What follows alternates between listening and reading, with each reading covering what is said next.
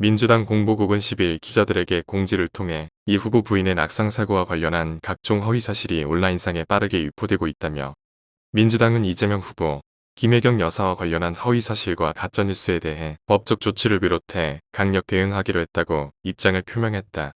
앞서 이재명 후보의 부인은 전날 새벽 1시 즈음에 집에서 구토와 현기 증상을 보이며 일시적 의식 소멸로 인한 낙상 사고를 당해 인근 병원 응급실에 실려가 치료를 받았으며 이어 아침에 인근 성형외과에서 신체 일부의 열상 부위에 봉합 수술을 받은 후 낮 12시쯤 퇴원하여 집에서 안정을 취한 것으로 알려졌다. 다만 이 후보는 사고 경위에 대해 자세한 설명을 하지 않아 온라인상에서 가정폭력설 및 부부싸움설 등의 억측들이 나도는 상황이 벌어지게 됐다. 이에 이 후보의 배우자 실장을 맡고 있는 이해식 의원은 전날 오후 페이스북을 통해 김 여사는 9일 새벽 1시경 자택에서 구토와 현기증, 일시적 의식 소멸에 따른 낙상으로 119 구급대에 의해 분당 모 병원 응급실로 긴급 이송됐다고 전했다.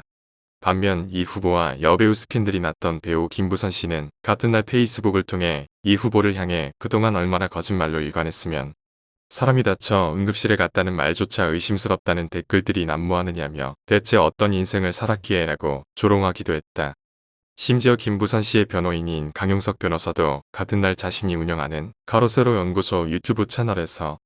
김혜경 씨는 당시 아내 골절이 의심되어 브레인 및 페이셜 본 CT를 찍었는데 다행히 골절은 아니었다고 전하면서도 그런데 과연 단순 낙상으로 아내 골절이 의심돼 정도로 얼굴을 다칠 수 있느냐며 의심의 눈초리로 바라봤다.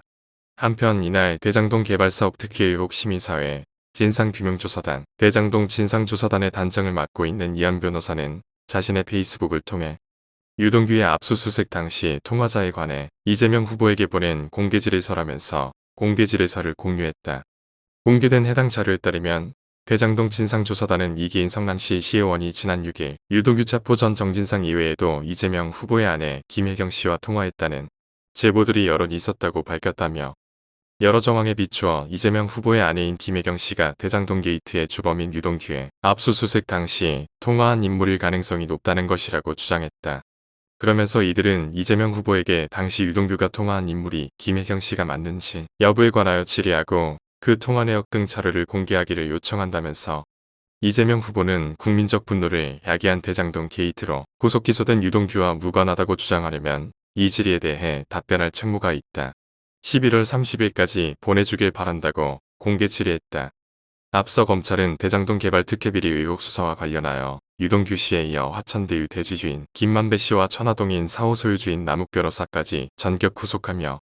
윗선을 향한 수사에 박차를 가하는 모습을 보인 가운데 창문 밖으로 버려졌던 유동규 씨의 핸드폰도 포렌식이 진행되면서 정진상 부실장과 유동규 씨가 통화한 사실까지 밝혀낸 상황이다.